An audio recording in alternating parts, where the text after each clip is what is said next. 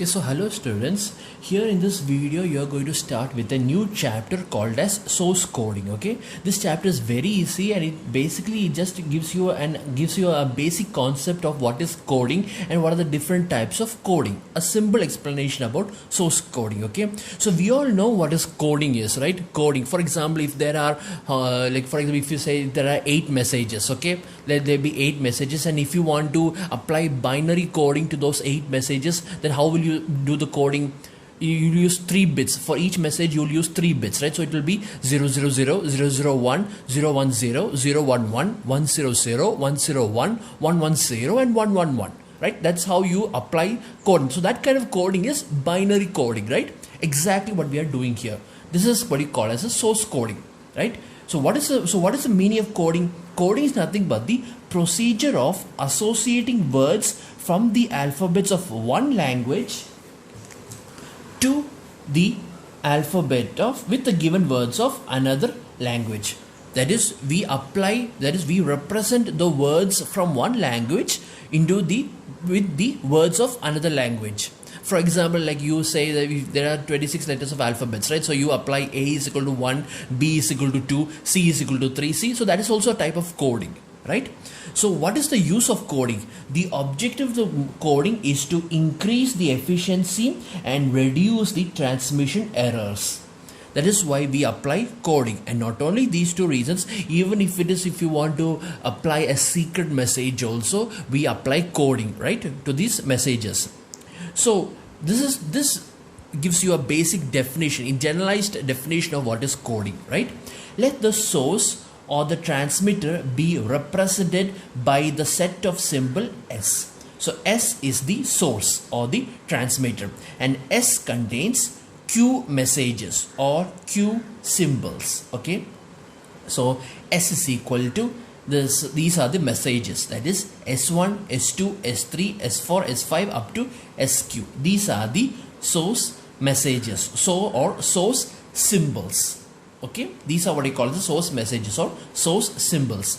So S is called as the source alphabet. Okay, so this is the one entity. Now the next is you are going to express another set, okay, and that set is called as X, and X contains R symbols. Just like how S contains Q symbols, like that X contains R symbols. So what are those R symbols? X is equal to, these are all small letters, X1, X2, X3 up to XR. Okay, so we shall call X as the code alphabet when each and every symbol of S, S1, S2, S3, each and every symbol of S are mapped into the sequences of symbols of X. For example, here you can see this is an example of coding. You see what I did is that these are the source symbols, and each and every source symbol I have represented using the alphabets of another set. Each and every symbol is represented by the symbols of another set. This is what you call as coding. So this is what you call as coding, and this is what you call as the different code words of each symbol. You see, for example, okay, suppose if you are going to apply binary coding, if it was binary coding means then how many code alphabets are there? 0 and 1. In that case, X is composing of 2 symbols, right? 2 symbols. What are those 2 symbols? 0 and 1. So X is equal to 0, 1. So if these are the messages, how do you express it? You will express this as 0, 0, 0, 0, 1, 0, 1, 0, 0, 0, 1, 1, 1, 0. Like that you apply. So that is called as binary coding. You see, that is the the meaning of coding. Coding is nothing but you are representing each and every symbol of one set with the help of the sequences or groups of symbols of another set. That is called as coding.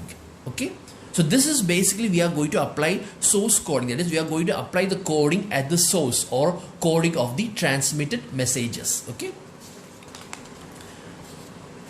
so these are the various definitions. Any finite sequences of symbols from an alphabet is called a word, right? So basically a word is nothing but a group of symbols. That's all. A group of messages is considered as a word. If it is binary, then for example, I can say that 1011 is a word, or 1001 is another binary word. Okay. Thus, any sequence of symbols from the alphabet X is called as a code word. Now, what does this sentence mean? Any sequence of symbols from the alphabet X is called as a code word. This means that X1, X2 is a code word of S1. X2, S3, X6 is a code word of S2. X3, X4, X5, X7, X11 is a code word of S3. It's an example, just an example. And likewise, S6, X7, X8, X9, X10, X12 is a code word of XQ. So that is meaning of code word. Okay. The next definition, the total number of symbols contained in the word is called as the word length. That is, the number of symbols contained in the word is called as the word length. That means, what is the word length of this message? 2. What is the word length of this message, of this code word? 3. What is the word length of this code word? 5. And what is the word length of this code word? 1, 2, 3, 4, 5, 6. So 6 is the word length of this code word. See, that is the meaning of word length. That's what I have explained over here. That is, in this previous example, X1, X2, that is the code word of that's the code word of S1. X2, S3, X6, that is the code word of S2, and X3, X4, X5, S7, X11, that is the code word of S3, are the code words of S1, S2, S3 respectively, and their word lengths are 2, 3, 5 respectively. Okay, so this is basically an introduction to what is the meaning of source coding, right? Now next we are going to analyze the basic important properties of code if you want to have a successful digital transmission. There are some set of rules, you see, so you all know what is coding, but you cannot simply blindly apply any kind of coding that comes into your mind. You see, if you want to convey a message in English to a particular person, and if you want to code that message, it's not enough that you simply convert those alphabets to corresponding numbers and then transmit it. That's not even real actually. See, if you want to transmit a message, there are some set of rules that you need to follow for a particular digital transmission. You see, if you want to transmit from the transmitter to the receiver, there are some essential properties that you have to satisfy. And these are the essential properties. That is, if you are going to apply some kind of a code, or if you want to invent some codes, you have to make sure that it is a block code. It has to be a non-singular code. It has to be a uniquely decodable codes. It has to be an instantaneous codes, and it has to be optimal codes. You see, it should satisfy these 5 properties. Any code that satisfies all these 5 properties is the perfect code. That code is what you call as the irreducible code. A code which satisfies all these 5 properties.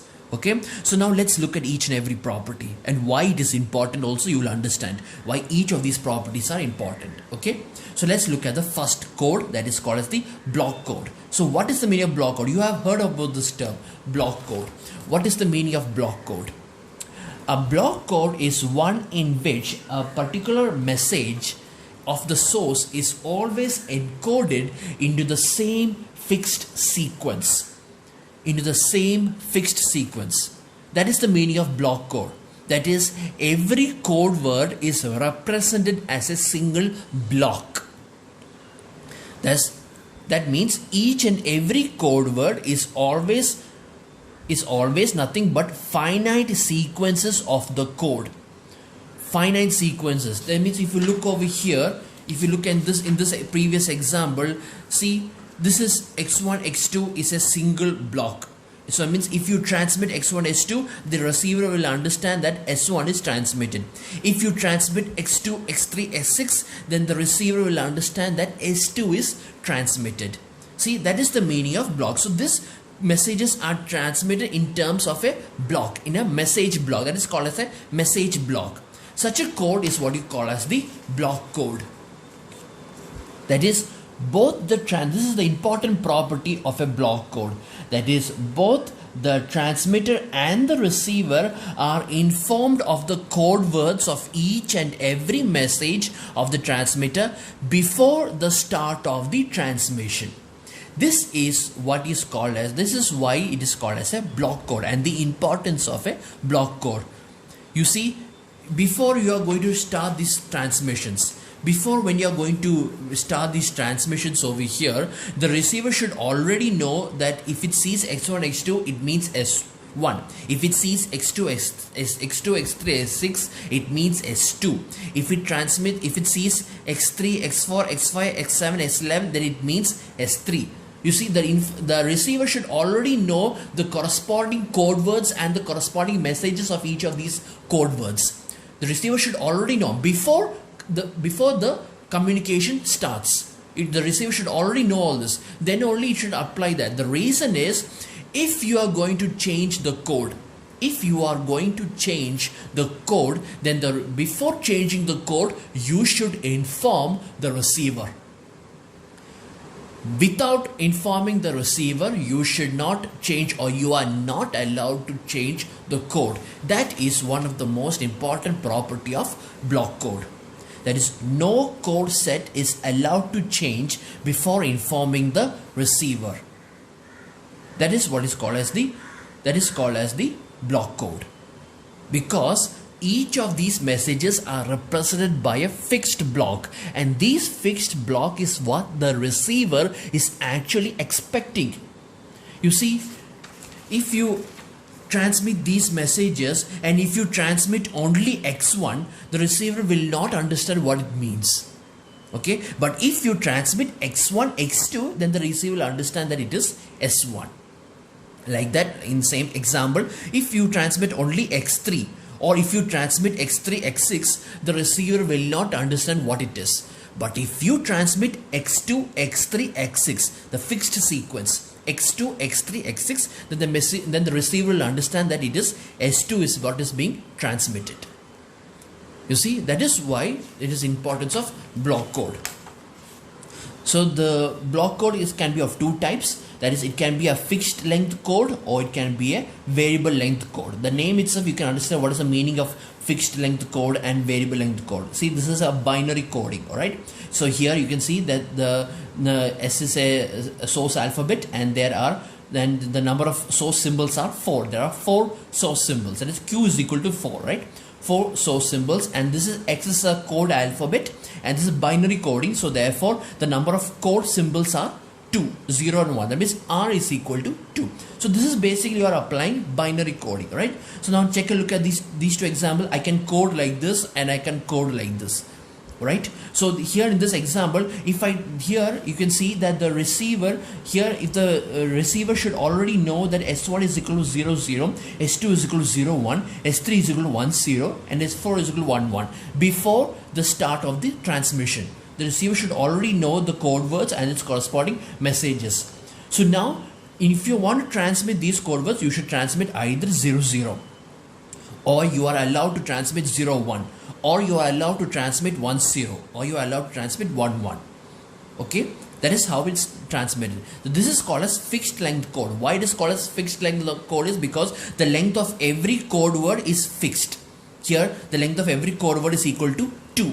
That is why this is called as a fixed length code. Okay. Now this is also another block code. You see, you are allowed to transmit only 0, or you are allowed to transmit 0, 1, or you are allowed to transmit 0, 1, 1, 1, or you are allowed to transmit 1, 0, 0, 0. No other words you are allowed to transmit. That is why this is called as a block code. That is, the receiver will expect 1 bit or 2 bit or 4 bit or 4 bit. You see, that is why. Then why it is called as variable length code? Because each and every code word has a different length, has different word length. That is why this is called as a variable length block code. Okay. So this is basically what the block code actually means. Okay. So like I said, one of the important properties is that the code which you are going to invent must be a block code. Okay. Next will be, the code must be a non-singular code. Now, what is the meaning of non-singular code? What is the meaning of non-singular code? A block code is said to be non-singular if all the code words of the code are distinct. That is the main word, distinct or unique, or must not be the same. That is the meaning of non-singular code word. That is, no two code words must be same. That is the only thing you need to understand. No two code words must be same. So let's take this example. Here we are applying binary coding again. So here there are 4 symbols. Right? There are 4 source symbols, and here there are 2 code symbols, which means you are going to code each one of these using these 2 symbols. So this is one example. So here you can see that S1 is equal to, I have coded like this. S1 is equal to 0. In this example, it's just an example. You can use any example in the exam, okay?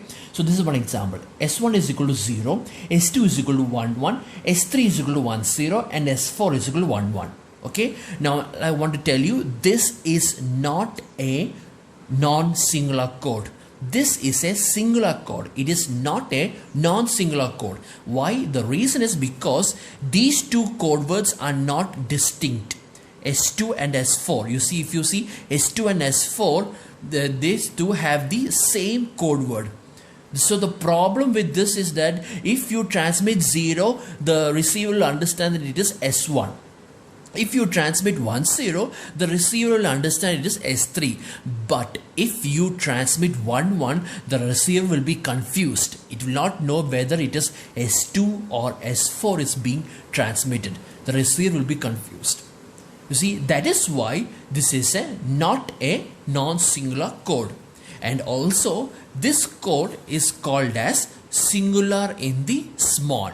That is the name of this code. Singular in the small. Singular in the small. The small actually means from first basis itself. When you by simply looking at it itself, you can understand that this is a singular code. That is why it is called as singular in the small. Because by easily identifying this, you see, the basic code word itself is not good. The basic code word itself is wrong. You're not supposed to use the same code word for 2 messages. So from basic inspection itself, I was able to understand that there is something wrong with the code. That is why this is called as a singular in the small. Okay. Now let's look at this example. Okay, so here you can say that this is 0. This code word is 0. S2 is encoded as 0, 0. S3 is encoded as 1, 0. S4 is encoded as 1, 1. Okay, so all these code words are different from each other, right? That I accept. All these code words are different from each other. So when you look at these 2 different code words, you'll think to yourself, yes, this is a non-singular code. Correct. Okay, admit that this is a non-singular code. It appears to be a non-singular code, but here also there is a small singularity inside this code also. There is something wrong in this code also. You see, because in the above code is not completely non-singular, because if the transmitter transmitted the sequence, for example, if it transmits 0011, see for yourself, 0011. Okay, if the receiver receives this message 0011, that is, first it receives 0, then it received 0, then it received 1, then it received 1. So that means it received these 4 bits.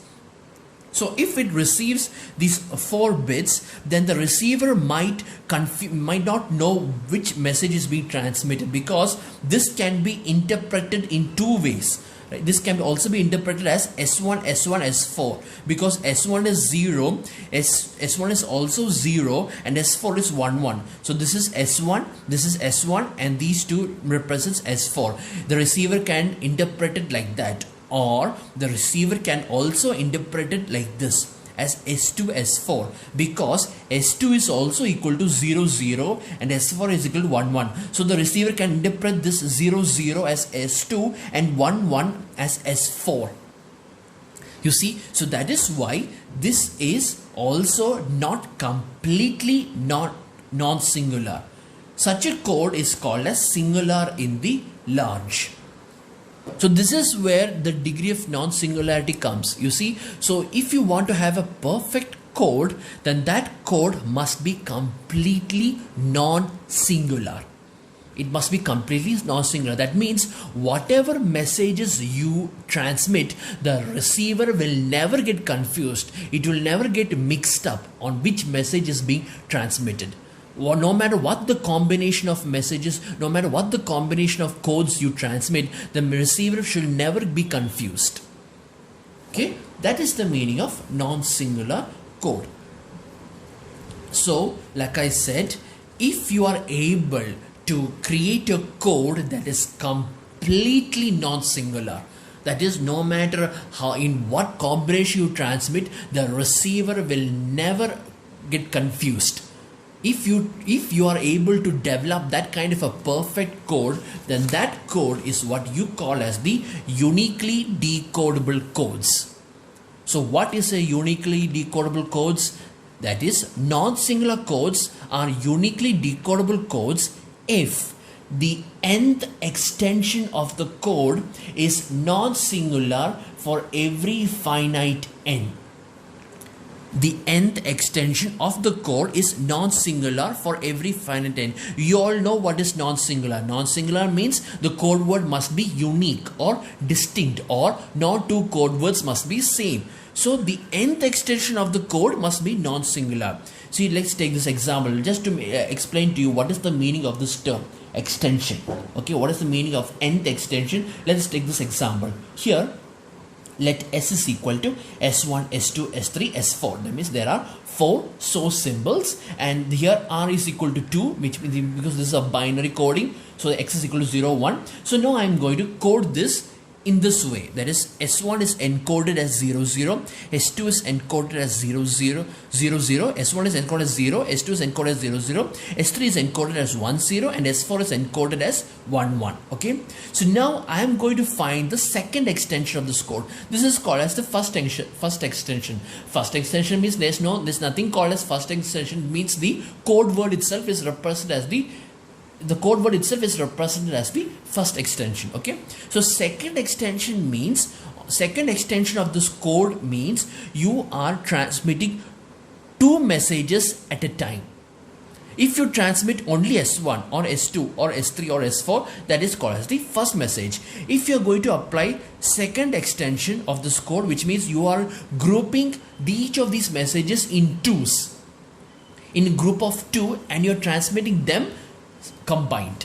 So here these are the different combinations. This is called as the second extension. You see, so which means here there are S1, S2, S3, S4, right? So here if you look over here you can see that this is S1. This 4 messages can be grouped in how many ways? That's totally there are in 16 ways they can be grouped in terms of 2, right?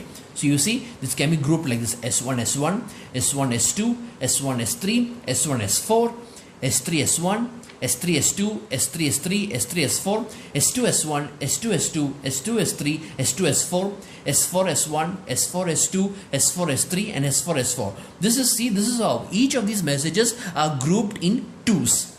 That is called as second extension. Okay. Now, what is the meaning of third extension? Now you can tell me the meaning of third extension, right? Third extension means each of these messages are grouped in threes. For example, S1, S2, S3, or S1, S1, S2, or S2, S3, S4, or S3, S1, S4. You see, that is called as in groups of 3. That is called as third extension. Now read the statement. The non-singular codes are uniquely decodable codes if the nth extension of the code is non-singular for every finite n. That means no matter what the value of n, or no matter what the extension is, let it be third extension or fourth extension or fifth extension or 10th extension, it should be non-singular. This code is not a uniquely decodable code. You know why? Because if you look at this, so here you can see this is a distinct. Okay, fine. So it passed the first test.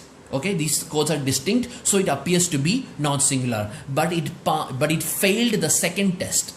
Look at the second extension. In the second extension, if you look at this code, S1, S2 is 0, 0, 0, and if you look at this code, S2, S1, 0, 0, 0, these two symbols have the same code words, which is not allowed.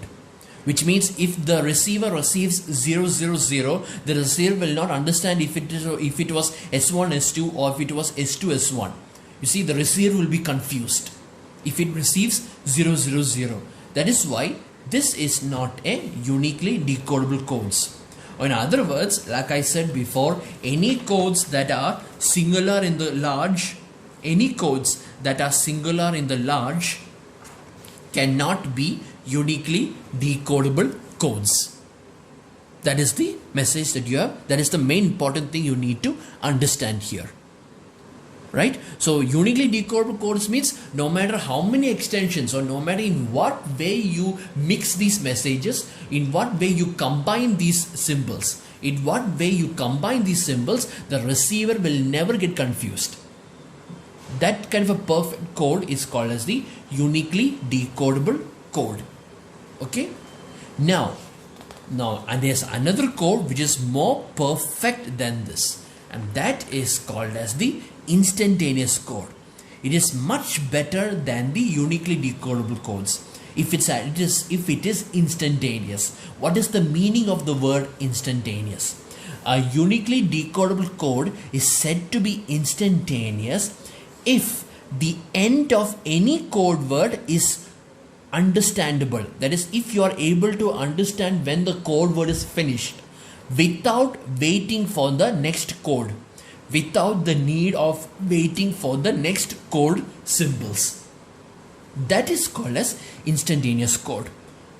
You see, because if you are going to, that's the problem. You see, the receiver should never be confused what messages you are trying to transmit. The receiver should never get confused, no matter what combination of the code it is.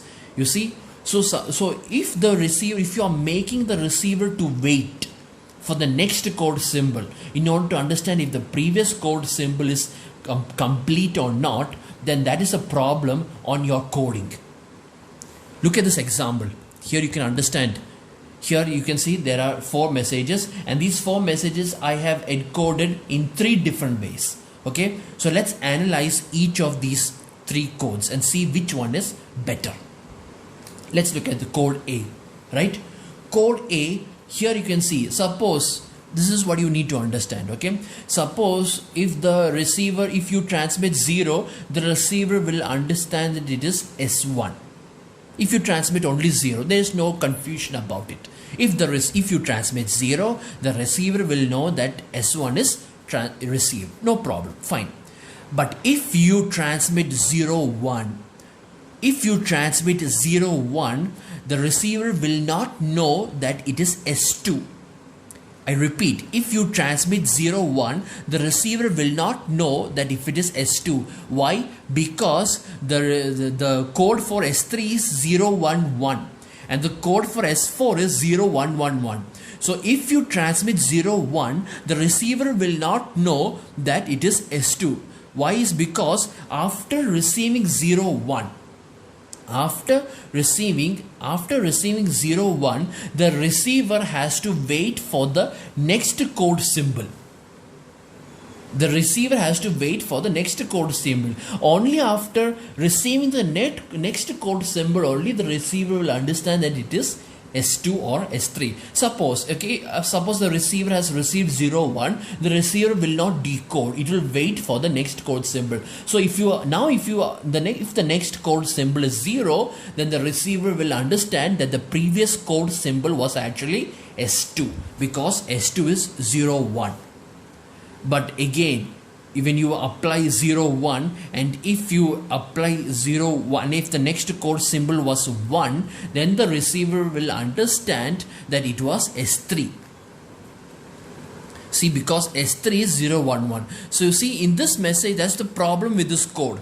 That is, after receiving the complete code word, the receiver will not decode.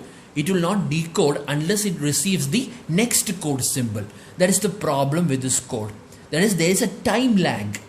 There is a time lag between transmitting one code word and transmitting the next code word. Because you need to transmit the next code word if you want to know the code word of the previous message. That is why. code A is not instantaneous code because we have to wait for the next code symbol to know if the previous code symbol has ended or not. For example, if we receive 0, 1, okay, like I said, if we receive 0, 1, we cannot decode it as S2 unless we receive the next code symbol. If the next code symbol is 0, then we know that the previous code was S2. And if the next code symbol is 1, then again we have to wait for the next code symbol to know whether it is S3 or S4. That is also there. See, even if the receiver receives 0, 1, 1, even if the receiver receives 0, 1, 1, the receiver will not know whether it is S3 or S4. Because if the next code symbol was 1, then the receiver will understand that it is S4. If the next code symbol was 0, then the receiver will understand that this 0, 1, 1 actually represents S3. So again it has to wait. You see, that is the problem with this code. Therefore, this code is not instantaneous. Okay. Now let's look at code B. In code B, there is no such a confusion. Code B is an instantaneous code because the 0 over here represents the end of transmission or the end of the code word. So there is no need for waiting of the next code symbol because decoding can be done as soon as we receive 0. See here in this example, right? Here in this example, if you transmit 0, immediately the receiver will understand that S1 is being transmitted. Okay. If you transmit 1, 0, the receiver will understand that it is S2 because it does not have to wait for the next code symbol.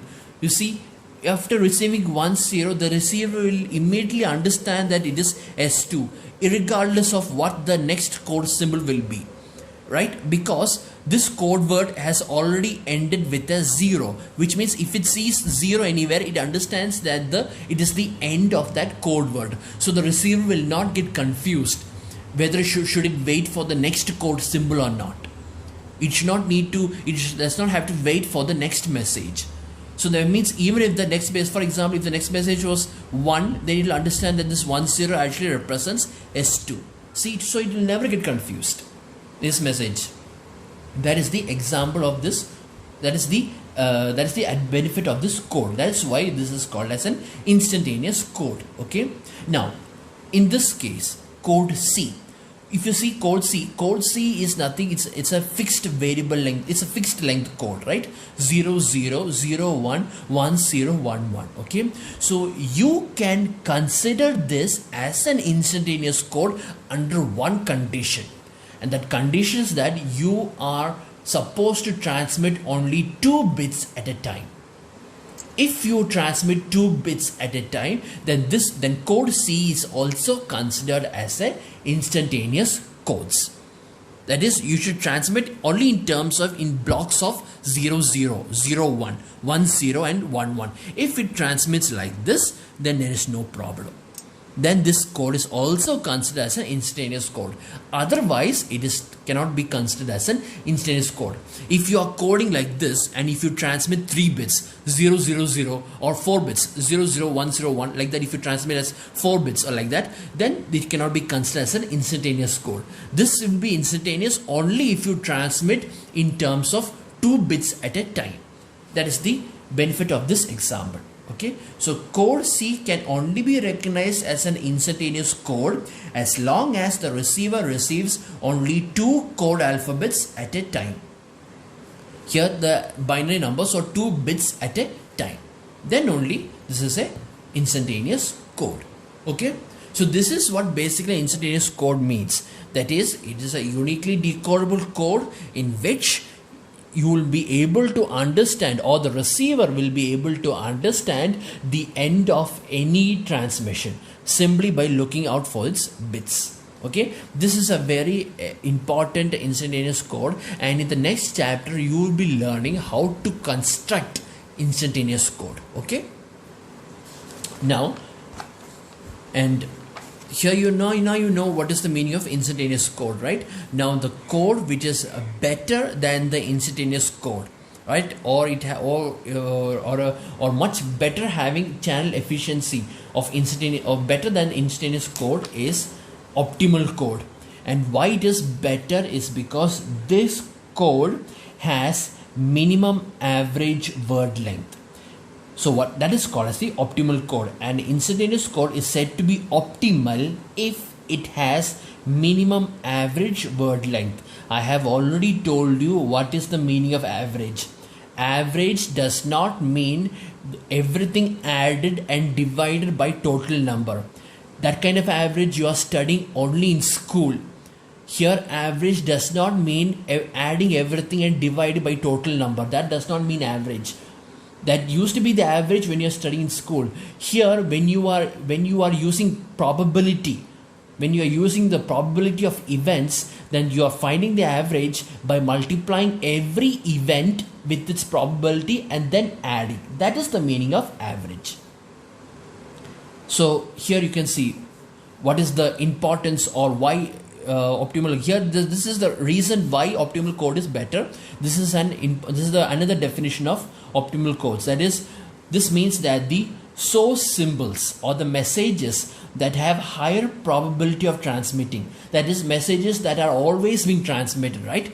If you are going to transmit every message that is always being transmitted, then that message should have shorter code words, should have smaller code words.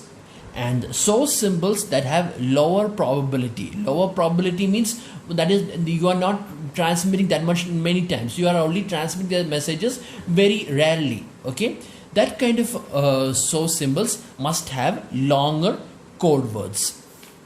Here in this example, see for yourself. In this example, like I already told you, that code B, right? Code B is the instantaneous code, right? So if code B is the instantaneous code, then if you look over here, if you are always transmitting S1, okay, if you are always transmitting S1, if S1 is always being transmitted, then this is an optimal code, because S1 has the shortest code word, right? And also if you look, and if you are transmitting S4 very rarely, like once in a while, only once in a while only you are transmitting S4, then S4 will be granted longer word length. So such a code is what you call as a optimal code. Why? So from here itself you can understand why optimal code is very important, because you see optimal code is actually used because you are actually assigning code words for every message. So how do you assign the code words of every messages? You are assigning like this, that is, which message is more important, or which messages are being transmitted continuously, which messages are transmitted more number of times. Those messages code words must be smaller. And likewise, which messages you are transmitting very rarely, or which messages you are transmitting once in a while, those messages you can have longer code words. If you encode in such a manner, if you encode by satisfying this condition, then your code would be perfect. Suppose a source symbol SI, let SI be a message, has a probability of transmission PI and has a code word of length LI, okay? While a source symbol SJ has a probability of transmission PJ and a code word of length LJ. Now, if PI is greater than PJ, PI greater than PJ means that SI has higher probability and SJ has lower probability of transmission. What that means is that always you are transmitting SI and you are transmitting SJ fewer times. Okay, in that case, then it is an optimal code if the length of the SI, the length of the word length SI is less than the length of the word length SJ. That is, LI must be less than LJ. Okay, for these two corresponding code words, let L1 be the average word length. Like I already told you, how do you find the average word length? Average word length does not mean LI plus LJ by 2. That is not how you find the average. If you're finding the average with probability, you multiply the probability with its particular event and then you add it together. So this is the equation of L1.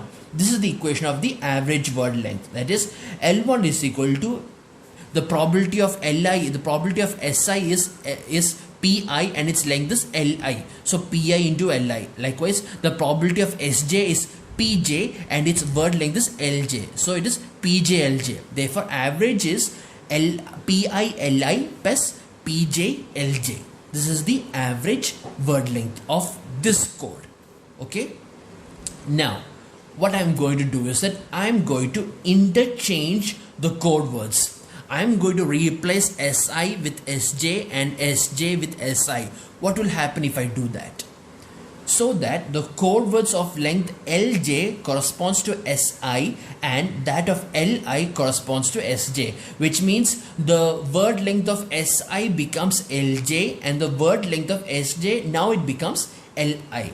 Okay, now let that be another average word length. Let that be another average word length. So how do you find the average word length? Since lj is the word length of si, it is pi into lj. And since li is the word length of sj, then it is pj into li. Therefore L2 is the another average word length whose average is given by pi lj plus pj li. Okay, before doing this transmission, remember that this is the length of the optimal code. This is the average word length because this satisfies your basic definition. Okay, this is actually opposite of your definition, and I am going to prove to you that this is lesser than this. How? See that L2 minus you're going to find the value of L2 minus L1. So what is L2 minus L1? PILJ plus PJLI. Okay, PILJ plus PJLI minus L1. L1 is PILI minus PJLI. So minus PILI minus PJLI. So you see. So now what I'm going to do is that I'm going to group it in terms of PI and PJ, so that I can take PI common and I can take PJ common. So it will become PILJ minus PILI plus PJLI minus PJLJ. Therefore L2 minus L1 is equal to Pi into Lj minus Li plus Pj into Li minus Lj. So this is also equal to, so this is, I want to make these two brackets same. So what I'll do is I will take minus common out. Okay, so this will, if I take minus common out, it will become Lj minus Li, right? So the equation now becomes L2 minus L1 is equal to Pi into Lj minus Li minus Pj into Lj minus Li. Or therefore L2 minus L1 is equal to Pi Pj into Lj minus Li. Okay, and you have already assumed that Pi is greater than Pj. If Pi is greater than Pj, then Pi minus Pj is a positive number. Likewise, Li is less than Lj. Li is less than Lj, or Lj is greater than Li. Lj minus Li is also a positive number. So since we assumed that Pi is greater than Pj and Li is less than Lj, it is clear that L2 minus L1 is a positive value, or it is a positive number. So if L2 minus L1 is a positive number, it is understood that L2 is greater than L1, or L1 is lesser than L2. You see? So this means that the higher probability messages should have shorter word length to have minimum average word length, which is the requirement of the optimal codes. Because if you have the minimum average word length, you will have greater efficiency. Right? Now, this is what you mean by the word optimal codes. That is, you are assigning shorter word length to those messages that have higher probability of transmission, and you are assigning longer word lengths for messages that have lower probability of transmission. And last and not the least, a code that satisfies all these 5 properties, that is a block code, non-singular code, non-uniquely decodable code, and then instantaneous code, and then optimal codes. A code that satisfies all these definitions is what you call as the irreducible code. That is the basic definition of coding, right?